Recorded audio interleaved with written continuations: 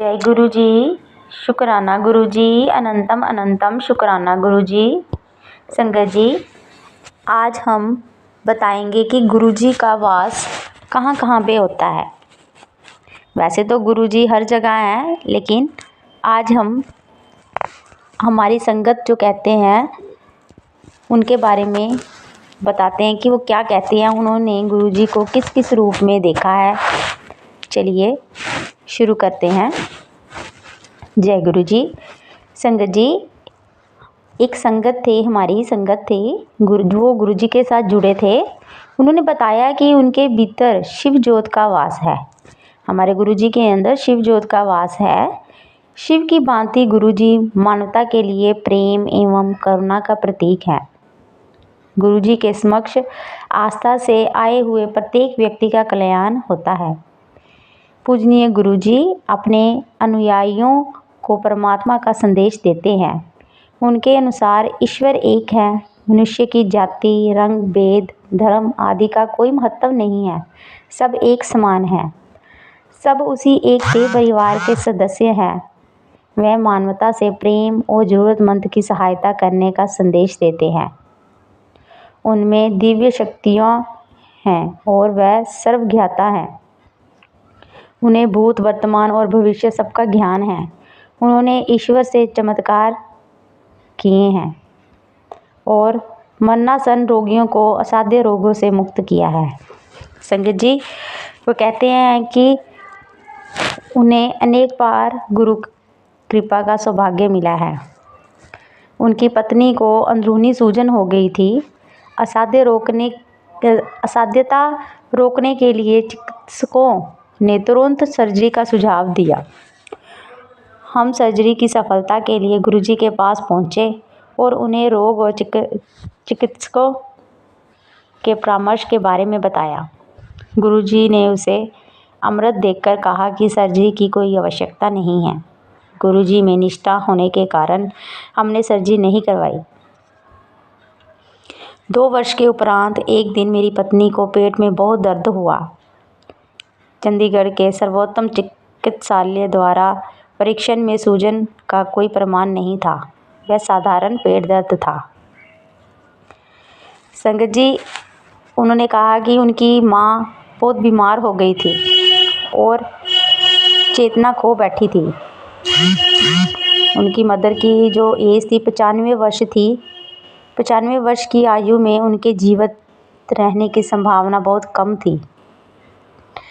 जब मैं अपनी माँ को कष्ट में नहीं देख पा रहा था, मैंने मन ही मन गुरुजी से, उस समय जालंधर में थे गुरुजी, आकर उनको शांति देने के लिए प्रार्थना की। उस समय शाम के 6:30 बजे हुए थे।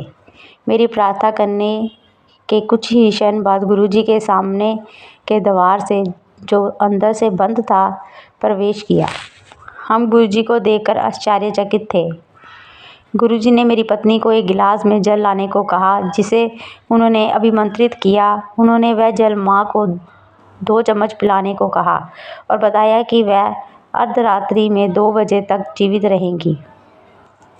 गुरुजी फिर 10 मिनट तक बाहर ना आने का निर्देश देकर चले गए। उस अंतराल के बाद हमने बाहर आकर पुलिस द्वारा नियुक्त पहरेदार से गुरुजी के बारे में पूछा तो उसने अनभिज्ञता व्यक्त करी। उसके अनुसार कोई भी अंदर नहीं गया था। मैंने तुरंत जालंधर फ़ोन किया तो मुझे बताया गया कि गुरुजी तो उस समय जालंधर में संगत में बैठे हुए थे। उसके बाद हमने माँ को जल पिलाया और गुरुजी के कहे अनुसार रात को 2 बजे उन्हें मोक्ष प्राप्ति हुई। अतः गुरुजी एक ही समय 2 स्थानों पर थे, जालंधर में संगत में और हमारे घर पर। जय गुरु जी, जय गुरु जी।